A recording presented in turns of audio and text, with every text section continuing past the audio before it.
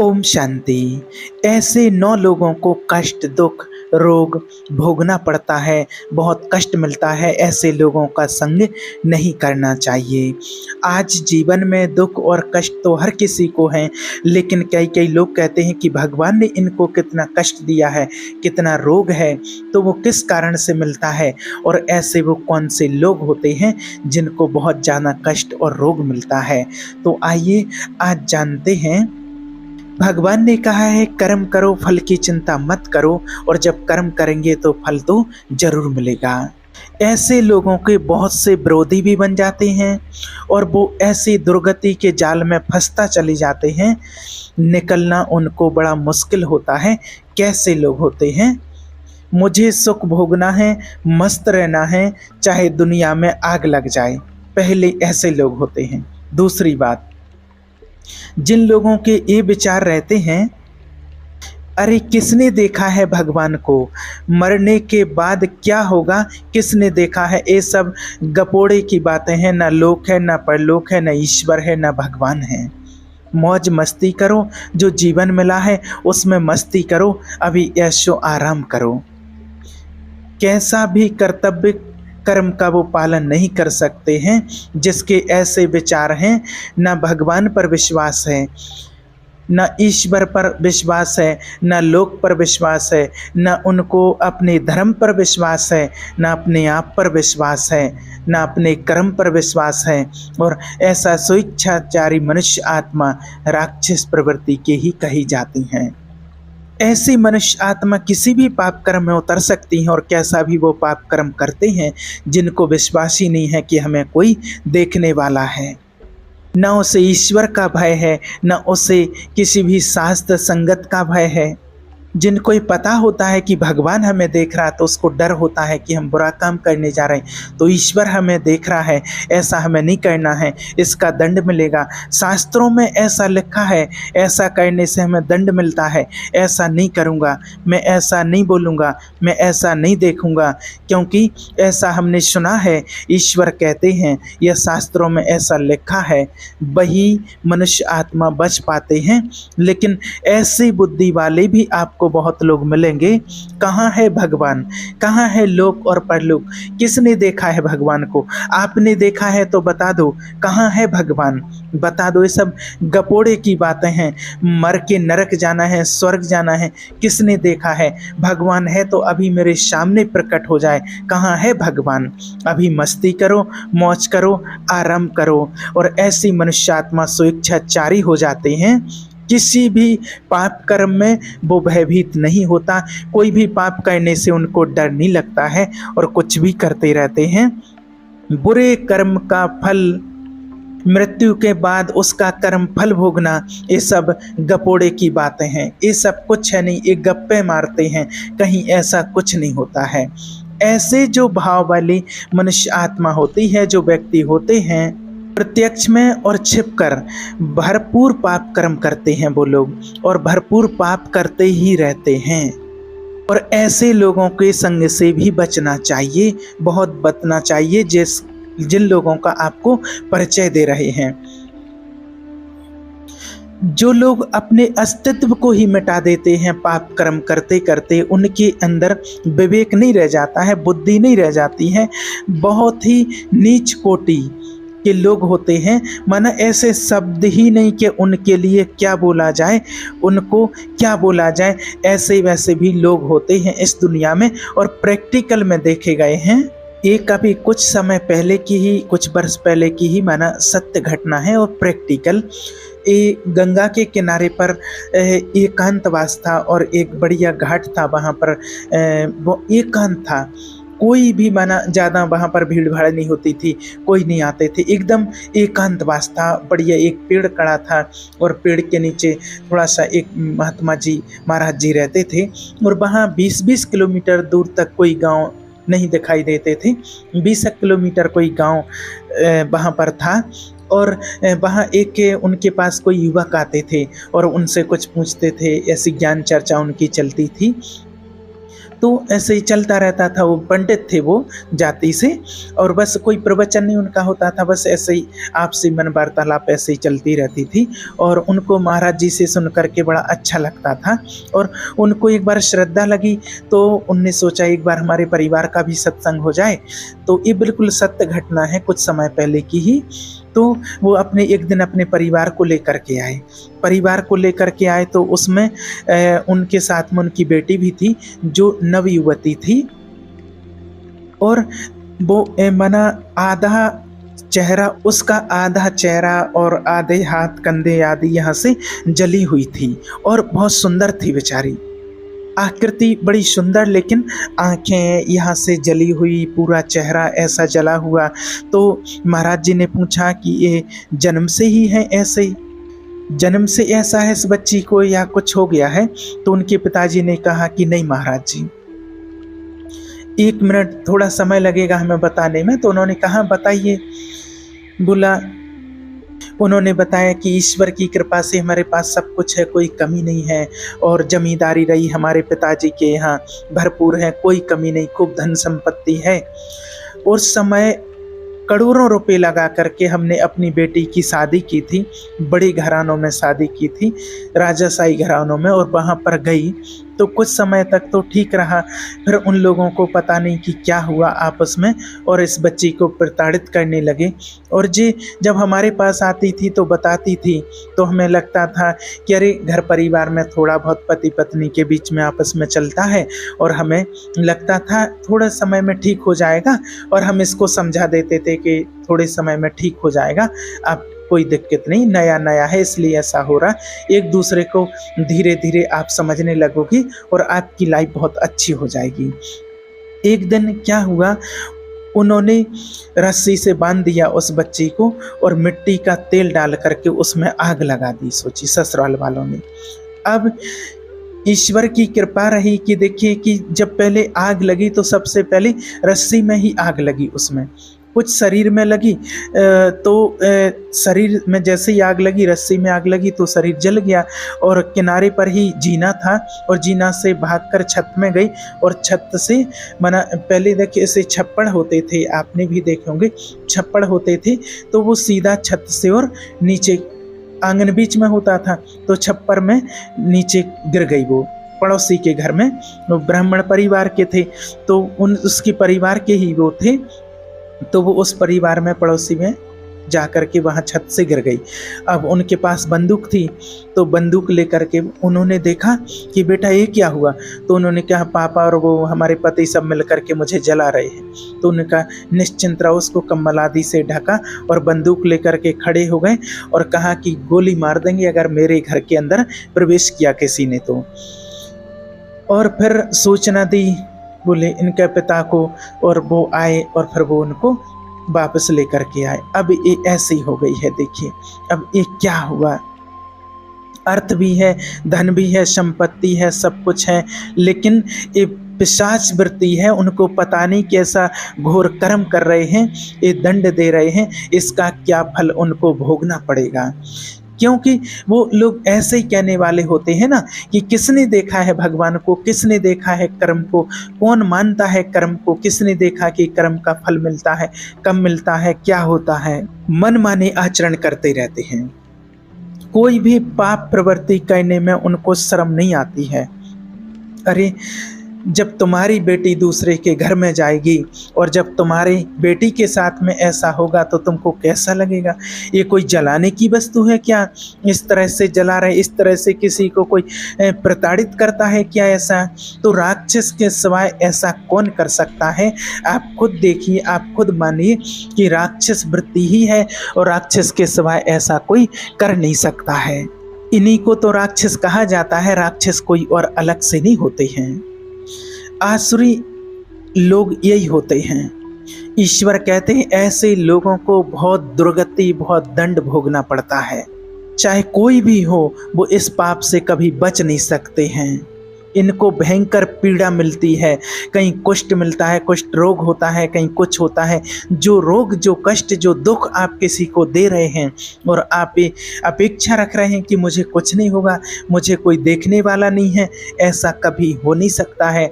आप कहीं भी बच लें, कुछ भी कर लें, लेकिन उस फल का, जो आपने किया है उस कर्म का फल आपको भोगना ही पड़ेगा, उससे बच नहीं सकते हैं।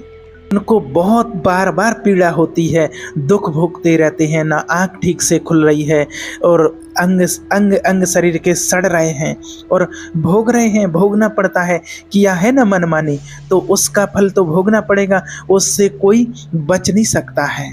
और तीसरा, ऐसे लोगों का बिल्कुल भी संग नहीं करना चाहिए जिनके बारे में आपको बता रहे हैं। तीसरे लोग वो होते हैं जो कहते हैं मेरा कोई क्या बिगाड़ लेगा।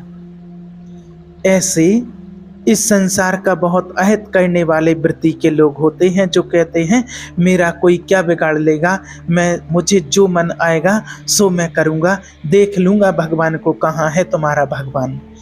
और ठीक से किसी से बात भी नहीं करते हैं। ऐसे लोग अहंकार से भरे रहते हैं, अभिमान के कारण इनकी शत्रुता ही बढ़ती रहती है।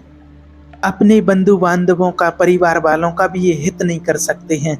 ऐसे स्वभाव वाले लोग इस सब से घृणा करते हैं और ऑटोमेटिक ही ये सब के घृणा के पात्र बन जाते हैं। कोई ऐसा काम करे उसको कोई कभी अच्छा बोलेगा क्या? हर व्यक्ति, हर मनुष्य आत्मा उनसे घृणा करने लगते हैं। ये केवल अपने अभिमान की पुष्टता के लिए ही कर्म करते हैं जो इनके करने की भावना बनती है। ऐसे लोगों से हमेशा दूर रहना चाहिए।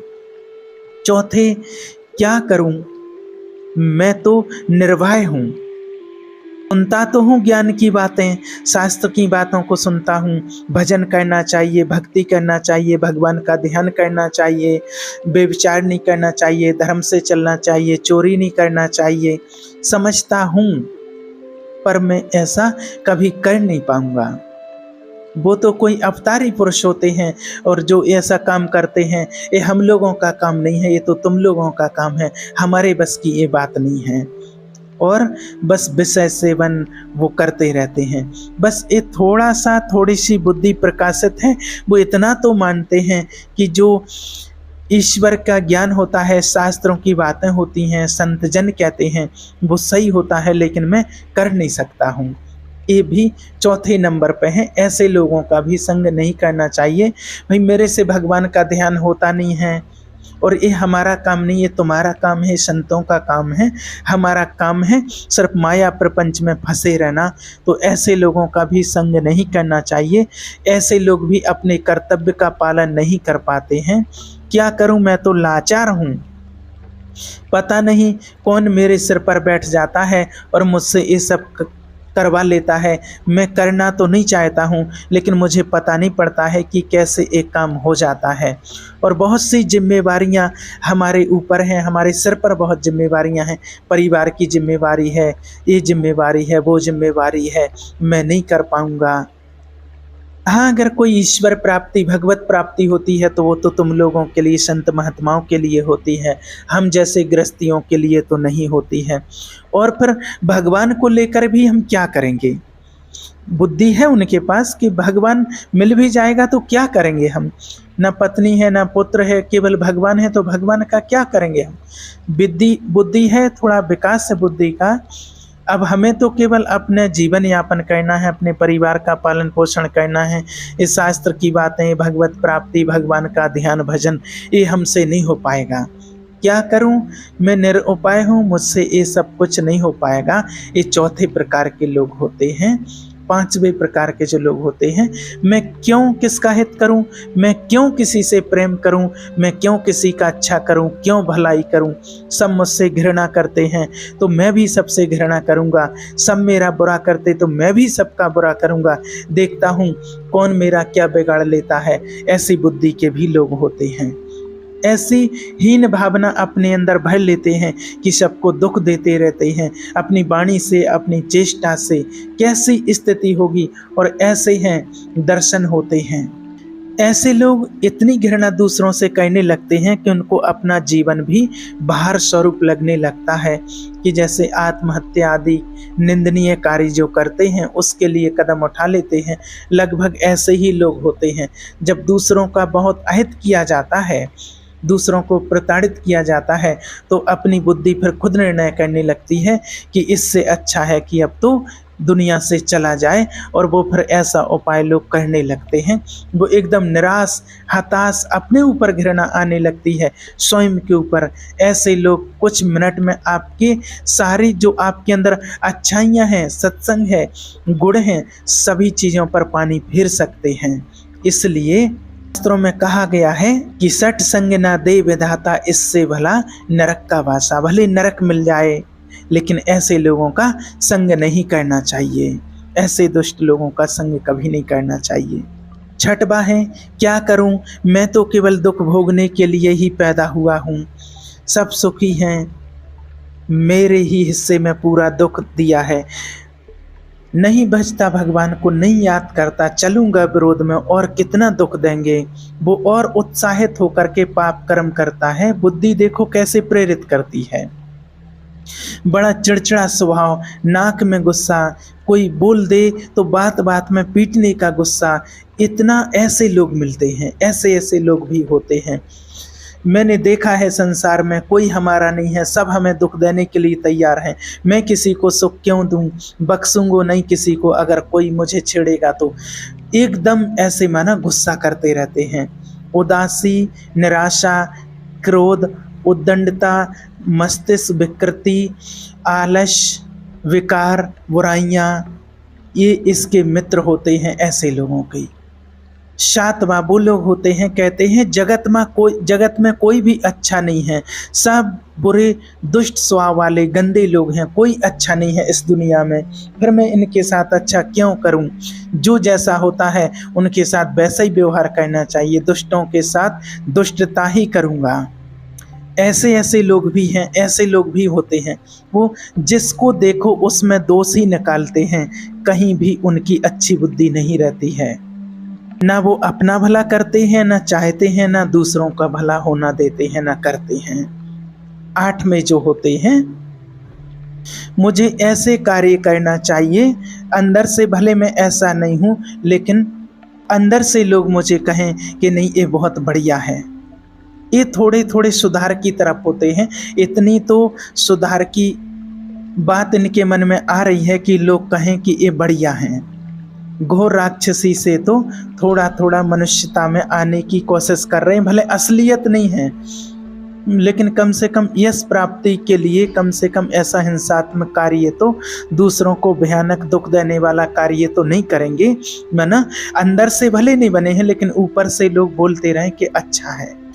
8 में लोग मुझे कहें कि लोग मुझे अच्छा समझें, भले मेरे में अच्छाई नहीं, भले मेरे में लोग अच्छाई से दिखावा करें, ऐसे हों तो भी चलेगा।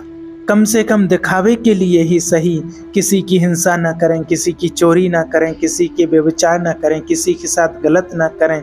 उनका असलियत भाव नहीं है, पर वो दिखाने के लिए ऐसा नाटक करना चाहते हैं। आपने भी ऐसा देखा होगा कि अंदर से नहीं है कि अच्छे हों, लेकिन वो दिखावे के लिए ऐसा नाटक कर रहे हैं, करना चाहते हैं और करते रहते हैं। 9वें नंबर पर आते हैं, कहते हैं कि बैराग ले लो, राग मत करो, भजन करो। अगर मैं घर से निकल जाऊं तो सब कुछ चौपट हो जाएगा, कौन देखेगा परिवार को? मेरे द्वारा ही एक घर परिवार चलता है। ये भी उसी पंक्ति में आते हैं जिनका संग नहीं करना चाहिए। और कुछ लोग कहते हैं अपने को तो बस वही उपाय करना है कि बड़ी शौकीनी से, विलासिता से, आराम से जिंदगी कटे, बस मुझे वही करना है और कुछ नहीं करना है। ऐसे लोगों का संग अपने कर्तव्य का पालन करने वाले उपासक को, ऐसी अपने कर्तव्य का पालन करने वाली आत्माओं को कभी नहीं करना चाहिए, क्योंकि इनकी संग से तुम्हारी दबी होती जो कुमति होती है, कोई ऐसा न समझे कि हमारे अंदर बुराइयां नहीं है, विकृतियां नहीं है, कुमति नहीं है, सबके अंदर होती है, बस वो विकार दब जाते हैं। और जब ऐसे लोगों का संग मिलता है तो उनको पानी लगता है और वो जैसे कि घाव हरे हो जाते हैं। जहाँ अवसर